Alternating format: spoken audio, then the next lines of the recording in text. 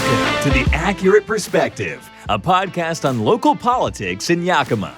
We take politics to a whole new level. Factual reporting, sources you can trust, and best of all, no BS. Unlike other news organizations, we won't mislead you or manipulate the news to our advantage. It's facts first, and the truth shall set you free. Join our hosts, Matt Brown and Dave Mullen, as we do what we do best, and that's dunk on all our competitors. Well, guys, welcome back to the Accurate Perspective podcast. This is episode 23. Guys, it has been a long time since we have been back. First, I want to apologize for being so far removed from our last episode. It's not because we didn't try, right, Hannah? We tried really hard to actually get an episode put together. We actually had filmed 4 different episodes before this episode, but because technology somehow hated us so badly,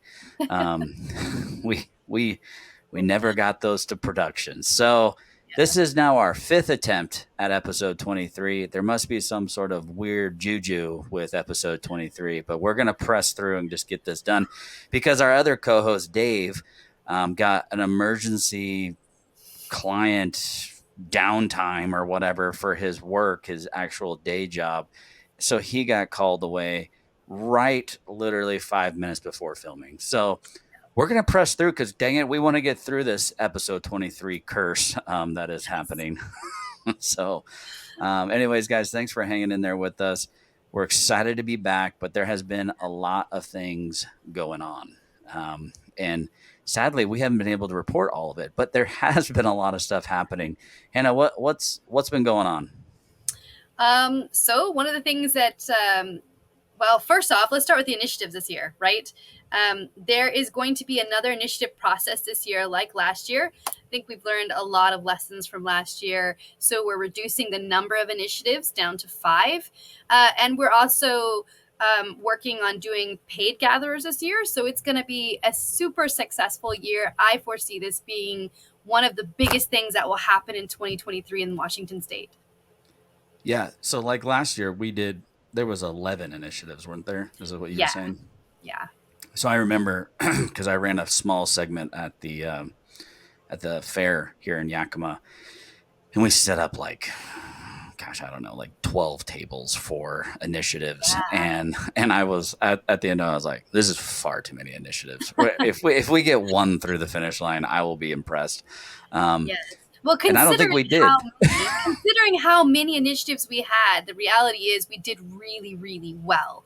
The issue is just we had too many, but the turnout was phenomenal. And I think we'll have an equal amount of turnout this year, if not more. And then now that we have a system in place with paid gatherers, we're going to cross that finish line. It's going to be pretty awesome.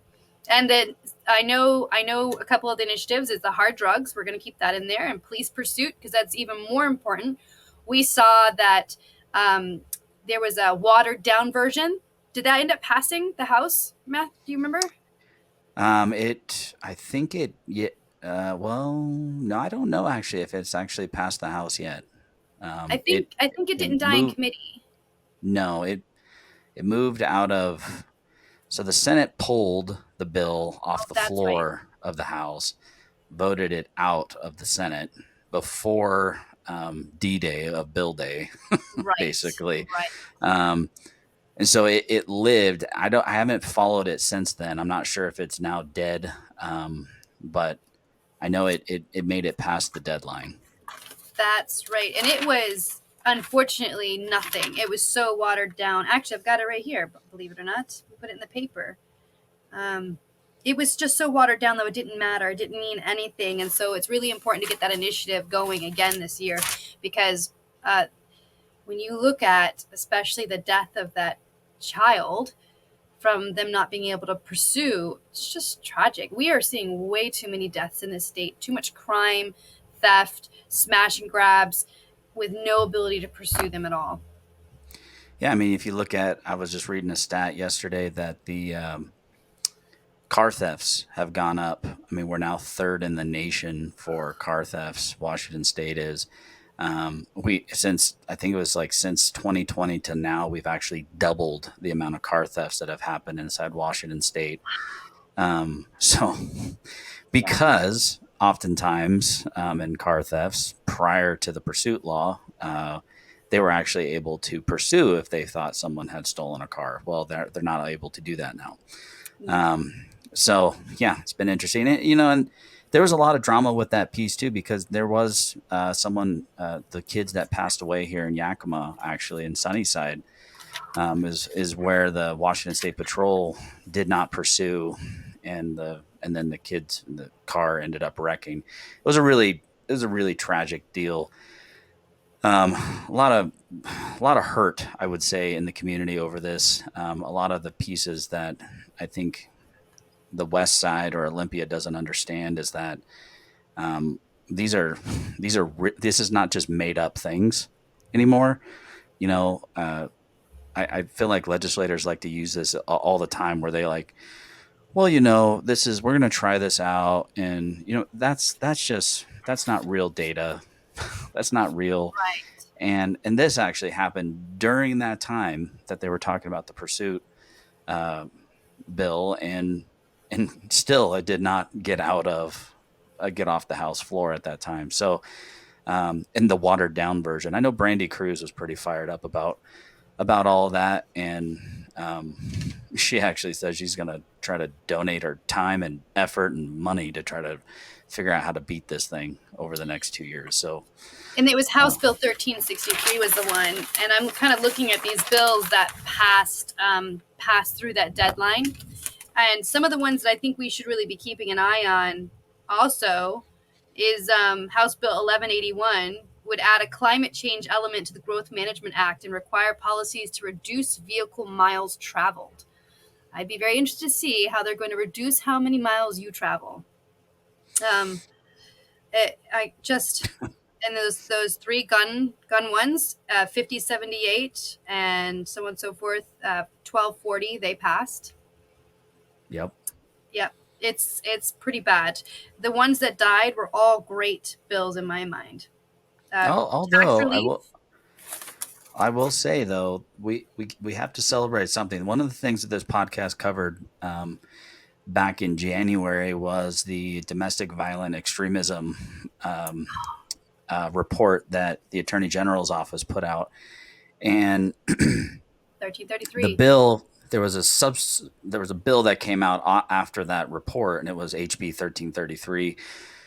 We wrote an article on it. We were actually one of the first groups to actually publish an article on it, kind of sounding the alarm, and then everybody just kind of went all the way up the food chain. So. That bill died. It did not pass House of Origin bill or date, and so it died. And at least for this year, we're still on life support, but it's dead. It's not going to be brought back up into session. Which that is a win. That was a win for everyone. Not people like to say, oh, that's just conservative being crazy. No, actually, if you read the bill and you go through it, you should be terrified on both sides of the aisle of what that thing was talking about. It's just not good. So exactly, both sides of the aisle. That bill wasn't, in my opinion, directly aimed at conservatives. It was directly aimed at anybody who could be perceived as extreme on any side, and that's pretty big. It's a big deal. Yeah. So, all right. So switching gears a little bit, some more stuff that we missed in the last however long we've been gone. So what is going on with some of this election RICO investigation type of stuff that's happening? That's a fun little rabbit hole. I actually don't know much on it. I've just been getting texts and things.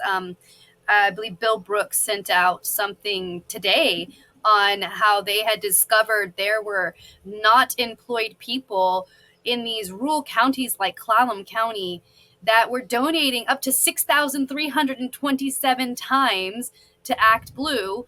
And so this theory that they were using some sort of AI software throughout all these small counties across the state of Washington to make these several thousand small donations into these races was a way to bolster what looked like their small donations from regular people. It's a fascinating rabbit trail to follow. It's absolutely right in the ballpark of what we're talking about, how Washington State manipulates things. And they always have, and they always will until we can find a way to stop it. Yeah, well, I don't we'll know much put the about it. article, in our show notes because Yeah. it is a lot to kind of dissect here. But one of the things that I thought was interesting, so like Act Blue, which is basically the Democrat funding mechanism. Yes. Republicans have win Win red. red. I'm dyslexic apparently. Win red, and but it was kind of amazing to me because I like the 6,327 times. I don't know if I've given 6,327 times to anything, any organization, no business. Right. Um, I'm like, how much money is that? And some of the some of the uh, like the dollar amounts were like $20 a piece, and I'm like 6,000 times that's not suspicious. No one's raising a red flag about that. So Well, obviously between Bill like is. 21 and 22, there was an estimated $1.5 million funneled into Democrat candidates through this process, this way. And that's a huge red flag. Where's that money coming from? One, because it's not coming from some random non-employed person. There's not, I mean, you can't file that you're not employed and donate 1.5 million. I mean, Well, logic. you're not going to donate 6,327 times, okay? If you're unemployed. That too. I mean, at least at $20 a pop. Like typically, if you have money and you're unemployed, you just donate and get it done, right? You don't Right. just do this little $20 things every I don't know what it is, every week. These guys were doing this thing. It's pretty wild. I mean, I was reading through there and I'm like, wow, that's bizarre. And it also coincided. So, like one non-employed person in Clallam County, and one person in Franklin County would all donate the same time, the same amount on the same day. So I think they had said something like there were 2 people on the second day, 4 people on the 7th day, 2 people on the 11th day. It's very indicative of some sort of programming, right? It's not random like you would see donations tend to be. Right. That'd be interesting. We should probably we've had Bill on the show before. Actually, last November, before the election, we actually had Bill on. Actually, it was in October, I think. We should have Bill on and actually have him unpack this. Last time he was here and he unpacked whatever he had found last time, my brain was like, holy crap, Bill, you just exploded it. I'm so very glad that he's the one who's decided to take this on, because it's way more than I would like to. Yeah, tell me about it. We also have some other things going on still. I mean, stuff has been happening. We're getting closer to election time again. Oh my gosh, I feel like we just got out of election time, everybody. But we're in it again. Some people have started to announce, but this year is the local races for everything. So we've got school, city, fire district, judges, stuff like that going on the ballot. In Yakima, we've already had 2 people come out and announce for city council. So they're both incumbents in Yakima, and we've got Holly Cousins, who's in District 7, and Patricia Byers in District 3. And both of them have announced. They had a little launch party last week, and exciting times to see those guys. Holly Cousins has actually been a council. She's been in council almost as long as I've been in Washington State. Okay, I take that back. She's been in, this will be her 3rd term. So she'll be going on 12 years at the end of this thing. So we'll see what happens, and we're going to try to get all of them on as well. So Holly, obviously I sit on city council with both of them right now, Holly and Patricia. So I'm going to reach out and see if we can have one on and the other one on the next time. And good. I don't necessarily want to have 3 of us on a podcast. It starts getting a little closer to that OPMA fund, but not. It's 4 just for people watching at home trying to bust them out on something. You got to have 4. Okay. So anyways, we're gonna have them on and get to ask them some pointed questions on city, why they're running, different stuff like that. So if you guys think of stuff that you would like to ask them, reach out to me, or reach out to us on our email, and shoot us a text and let us know. Let us know what you like to ask them. So Hannah and I will grill them. Dave is coming back too. He's not just Yes. disappeared. So No. Dave's just a busy man. yeah. So Hannah, you wanted to talk about not focusing on just the elected, right? So what is that? Yeah, What are you talking about? So I go to a lot of county meetings in Congressional District 3 because I want to be involved, I want to be educated, and I want to be a support. And one of the themes I've noticed was they're very, very, how are we going to get school board? How are we going to get mayor? How are we going to get, and that's all good. Those are really great things. But it kind of occurred to me that we're also missing out on some of those positions that aren't elected, but they're appointed, that hold equal weight as an elected official. I'll give you an example of a planning commissioner, which is almost an advisory board, but a planning commissioner can help change some of those laws within their own county to be more constitutional. And that is really, really important. I don't want people to overlook those appointed positions. They hold equal amounts of weight. They are really, really important in supporting good commissioners, good mayors. They're kind of the backbone that kind of help lift them up. So we've seen in the past, if you really dig into politics a lot, that the advisory boards and the appointed boards are flooded with far left people. And then you've got good electeds who go into office and they are bombarded left, right, upside down. I'm sure you get this, Matt, right? From these boards and these appointed places that say, oh, no, right? You can't make that law. You can't do this. You can't do that. It really hinders having a really good elected into office. So we need to do the same, right? Double strategy here. We need to flood those appointed boards with good people as good advisors to good electeds.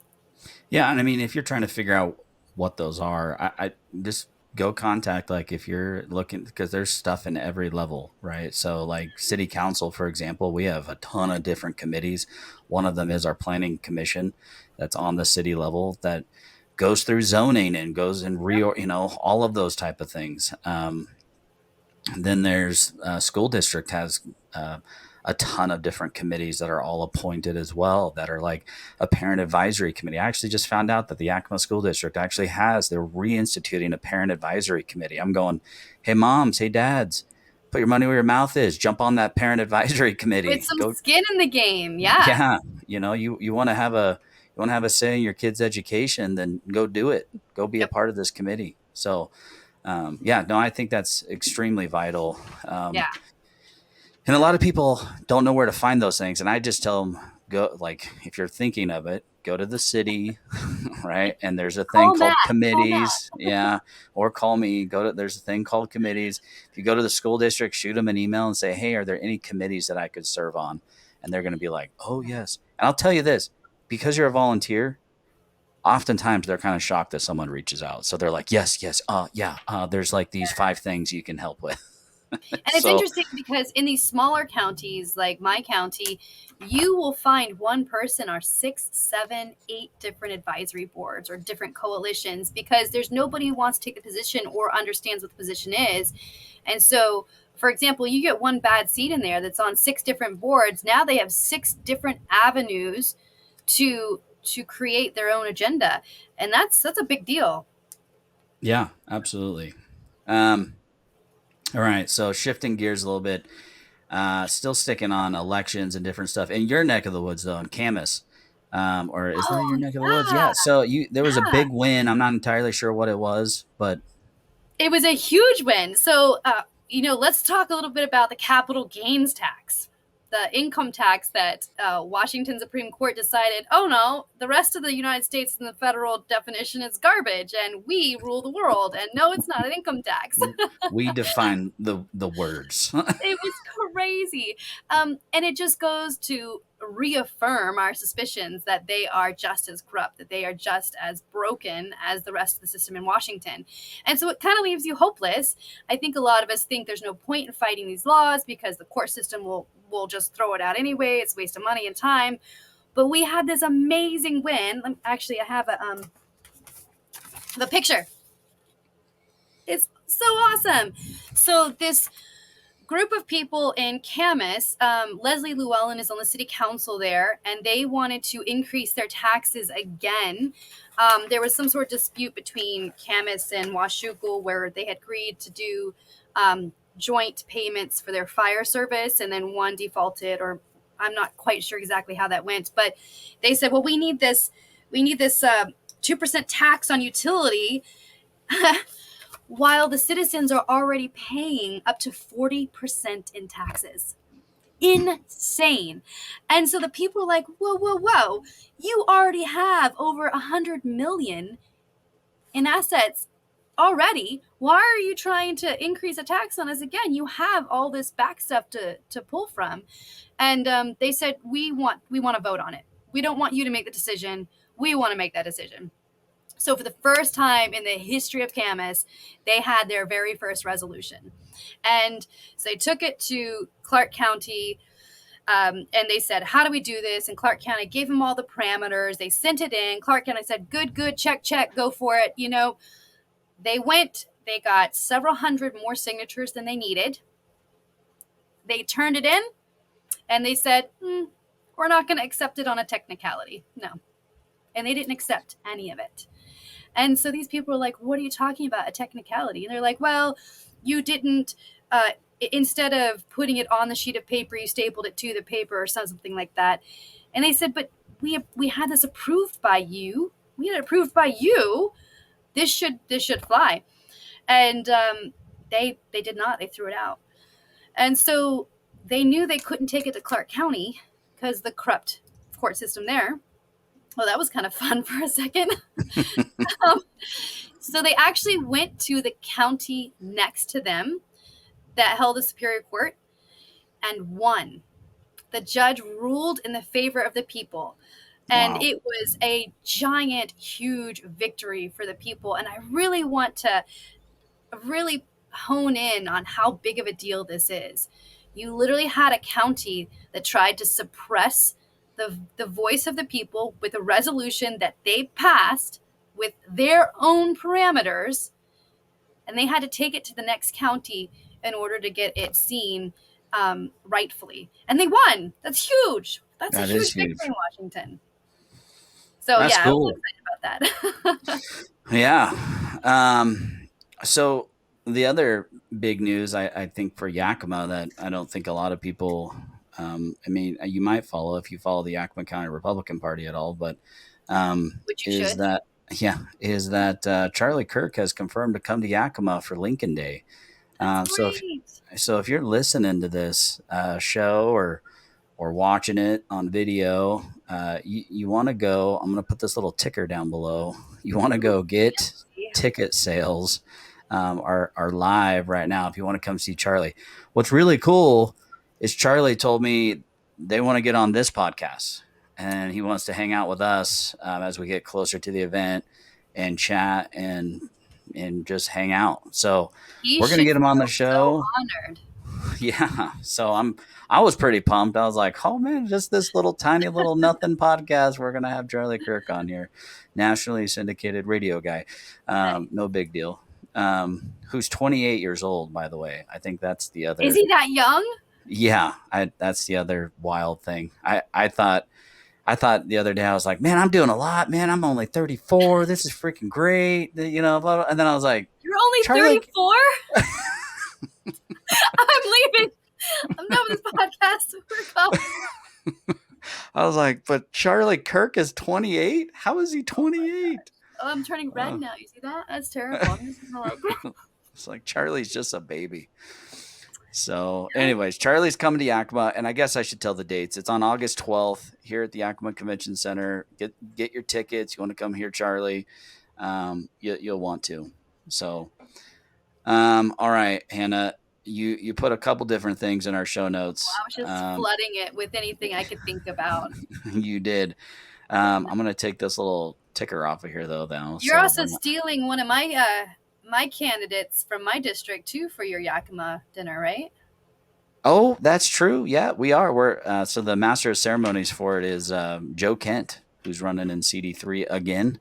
Joe's Yeah. going to come over and hang out in Yakima for the night and party with us at Lincoln Day. So, and we also are going to have Kellyanna Brooking. Man, that's a Yep. hard one for me to say. She's part of TP. She's not part of TPUSA, but she is a deemed TPUSA ambassador by TPUSA, which is Charlie Kirk's organization. I have no idea what that means, but just want you The to know TPUSA or the ambassador? the ambassador part. I have no I think it's idea what because that. she's too young to join, right? And so she's kind of Oh, like maybe an that's it. honored member. And then also Joe Kent just got back from having a fundraising dinner with Don Trump Jr. Yeah, that's right. Yeah, he was just that was in was that in It was the DC? night that Trump got indicted. That's right.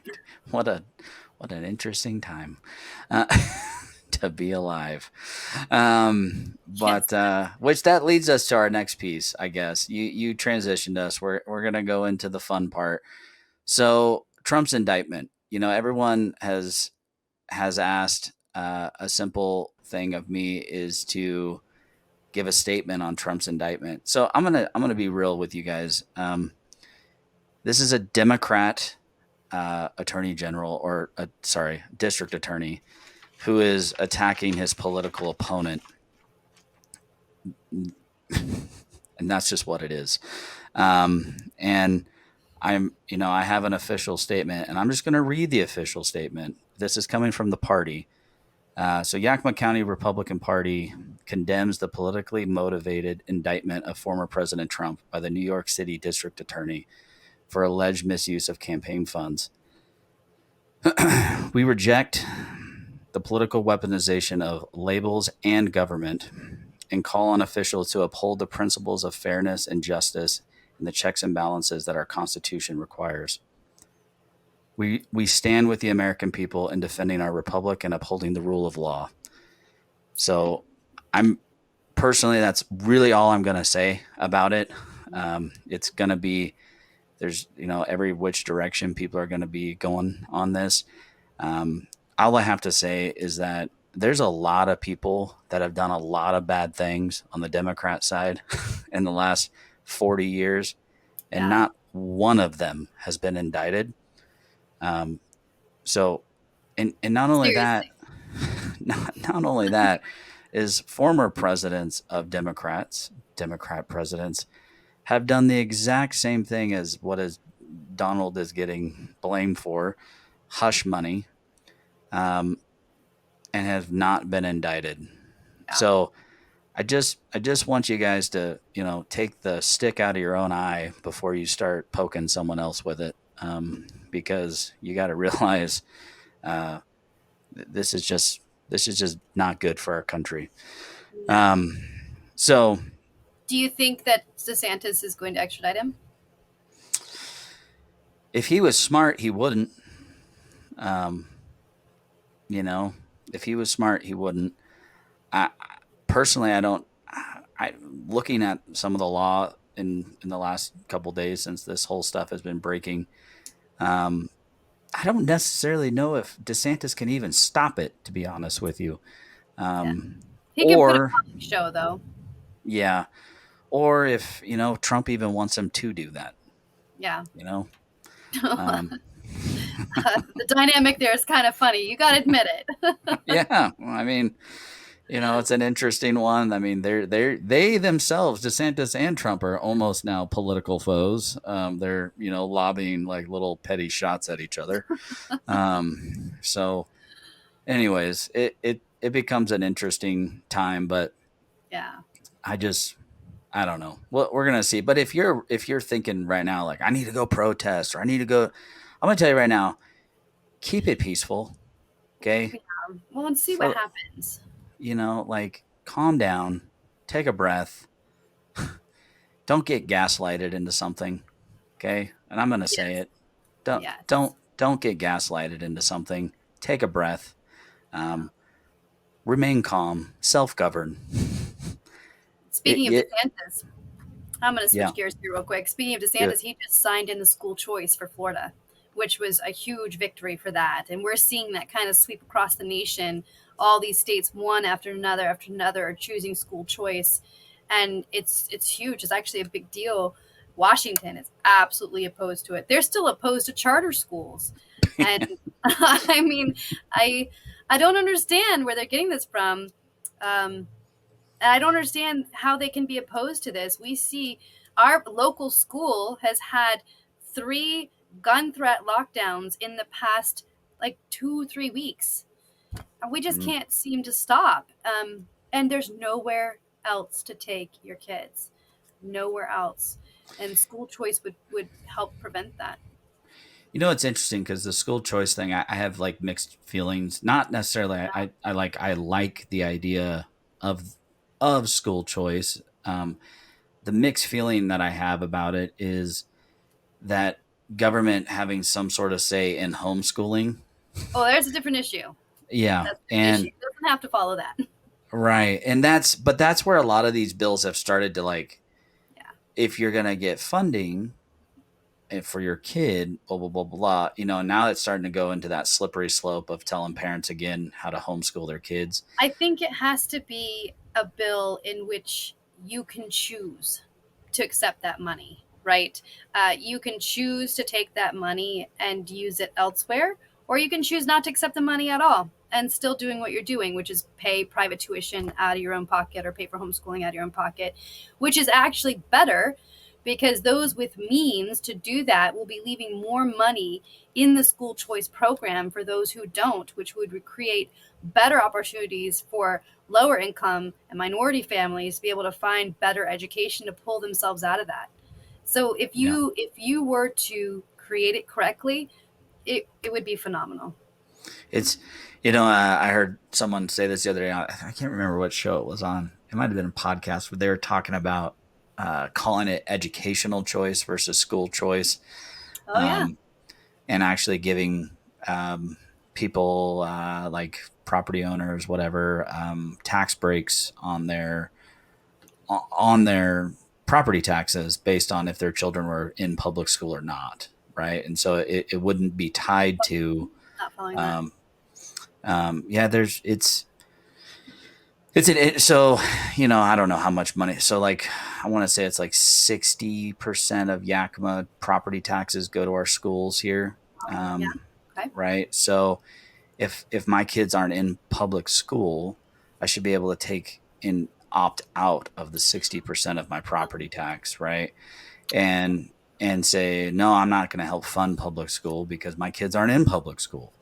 Then that also leaves that for anybody who doesn't have children and grandparents, that put the entire burden on schools onto only families with children. I'm not into socialist programs, but I'm just trying to devil's advocate this. No, I know. That's what I said. I don't think there's it was interesting because we've actually had Jim Walsh on because he brought up a school choice bill that he wrote, right? And he actually said the homeschoolers were up in arms with him about it. And rightfully so. Yeah, they were, and still are. But absolutely. But I just think it's an interesting one. I'm excited though that other states are having this conversation because I do think our education system in America is broken. Well, it's outdated. It's severely outdated. And how it's funded, how it's held accountable. I would love to not have to send my kids into a private school opportunity because I do think being in public school has some advantages, but there's also certain things in public school that I have no control over, like what they're actually being taught or different things that I have really big issues about. And so that's where I'm like, have and will never step foot in a public school. Right. And that's where I just think, though, like someone who went through the public school system myself, I was like, when I got out of actually public school and started doing like online school and different stuff, I worked at such a faster pace than I did in classes, and it struck me as like, this kind of drives me crazy. you know. Yeah. I could have been so much further along in life Yeah. had I been able to work at any of my own pace. Because if I wanted to be motivated, I didn't have to wait on the 4 kids who were messing around in class who didn't care about stuff, who were distracting everyone in the class. And I'm like, dude, I just want to get this stuff done so I can move on. Right. Yeah. Anyways, I do think, we have I school. look at it this way. At this point, if you were only to educate your child once a week, you one-on-one, 4 hours once a week, they would probably come out with the same level of education out of a public school system. But they would come out emotionally stable. They would come out as a productive citizen. They would understand life. They would know how to cook. They would know how to take care of themselves. They would understand the daily things in life that are not taught anymore. I mean, you could teach them taxes. They would understand how to interact with adults. In my personal opinion, if you took your child out of school and spent only 1 day a week with them, they would be equally educated, but far, far more advanced in emotional security, less depression, less bullying, understanding how life works, and all the things that you have. Have you ever seen the video where they take a can opener to a college-age student and ask them to open a can, and they can't? Have you seen it? No. They don't know how to use a can opener. Or, ask them to do their taxes. Ask them to balance a checkbook. Ask them to open a bank account. They have no clue. None. God. And so what are we teaching these kids that by the time they come out of high school, they actually have no experience to be able to live a normal life? But by golly, they can tell you there's 237 genders, and they can tell you that because you're white, you're automatically racist. And they can tell you, all of this nonsense that isn't even based in reality. And Right. so I have a big issue with public school systems. There's no reason for them anymore. None. Yeah. Yeah. I mean, the crazy thing is too, as I think about it when I put my kids in private school, the first week that they were in private school, it was like a complete shift in what they had come home with, like actual learning. Right. And I was like blown away. I told my wife, I'm like, they learned more in 1 week than I heard from my son in an entire year. I was like, holy crap. Like he came home and he's spouting off this, he's doing that, and blah, blah, blah, blah, blah, blah, he's doing this. And I'm like, wow. And I just feel like there should be more families that have opportunities to do things like that. So it's going to be interesting to see where that goes. If Washington will ever cave. I think it's going to take one Democrat state to actually do this. And I thought there was one that did it already. Is there? I don't know. How many? There's been a lot of states. I'm going to Google a case. Yeah, I'm not sure. I don't know what we would do without Google. We'd have a lot more time in our life. Okay, so we have Arizona, Kansas, Michigan, Mississippi, Missouri, Colorado. Expansion of charter schools is Kentucky and Missouri.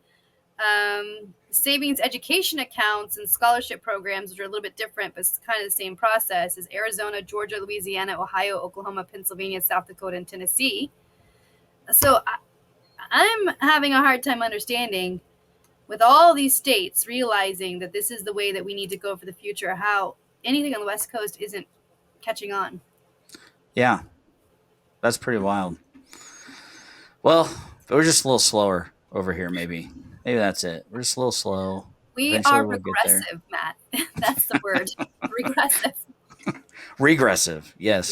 Yes. Yes, absolutely. All right, well, I think we've guys, there's been a lot that's gone on, and I think we've tried to cover a lot in the 40 minutes. I know Hannah actually has to go do a whole bunch more things. But it's good being back. We're going to have Dave back on. We have a new platform now that's working much better. Yes, that was our problem last time, was our platform was giving us fits. So sorry that it's been a little bit, but we're back. We're going to be back. We won't be back next week, though. We'll be back the following week, or every other week. We'll be back with an episode. and we're rocking and rolling. I do want to give you guys a couple things though before we leave. Since it's been so long, you can find us on the web at perspectivecast.com. Make sure you go check us out. Every now and then we get a blog article up there. Our team is working right now. We just been freshening up some stuff, trying to bring our team back together and different things. We've had a lot of stuff going on behind the scenes, but perspectivecast.com. And then how to support the show. So if you go to patreon.com/accurate perspective, you can support the show. $5 a month helps us stay on air. I know folks are saying, dude, I've been supporting the show and you've been gone. I'm like, I know. I'm sorry. I've been telling you guys I'm sorry. We're trying. But we're back. So patreon.com/accurate perspective, $5 a month helps us get those articles written, get the other things going forward. Our team is really working hard. We've got guys that are literally doing like public records requests all the time and trying to, get information out to the public. So I think that's it. But you can follow us on all the socials, Twitter, Facebook, Instagram. We try to stay on all of that all the time. If you're not seeing our content, it's probably because we've been shadow banned. So go check us out somewhere. Try to find us. And share this podcast with friends and family and different stuff. If you like what you're hearing and information, we will be back in a couple weeks. Hannah, do you got anything else to say for the good of I the was just order? going to say, you know who hasn't, whose shadow ban has just been lifted? Who? Glenn Morgan. Oh, Glenn. For only a little bit, I bet you. But for right now, his ban has been slightly lifted, and he's been able to be seen at a big rate, which he hasn't been before. So if you have a chance, pop over there, see his work, what he's doing, support him. And then, are you in the questions? Oh, yeah. Okay, so, sweet. I'm going to start that off then. If I go to Yakima, Matt, where can I go get a good cup of coffee and my car engine oil change? Yeah, we do have sponsors, Hannah. So thank you. Our sponsors, Mac Daddy Coffee Roasters, which they just opened up their new shop. It's right up here on 40th and Summit View. I'm saying right up here because it's right up here from my house. Anyways, 40th and Summit View, and new coffee shop, Mac Daddy's Coffee Roasters. The other one is Jeff Baker over at Baker's Auto. If you got a car problem, I just talked to someone yesterday who I helped who had a car problem, and I sent him to Baker's. So literally, Baker's Auto, they are the auto repair in Yakima. They do a really great job. Tell Jeff Matt sent you.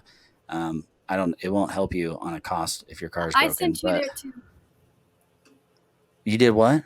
I sent them there too. I just feel a bit like tell them that, and Hannah sent them there. That's true. Yeah, both of us. You might actually get somewhere if you tell them that Hannah sent you.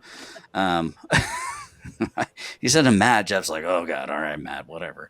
But anyways, those are our show sponsors, and thank you guys. Oh, and then there's Center for Self-Governance. There are the political leadership training courses. We're going to have a class here in Yakima. Let's see if I can remember the date. I just booked it. Well, while you find that, they're also hosting a Bottom Line Civics class in Vancouver, Washington on April 7th from noon to 4. And you can go buy tickets for that as well at AmericanPeopleVoices.com and the events section.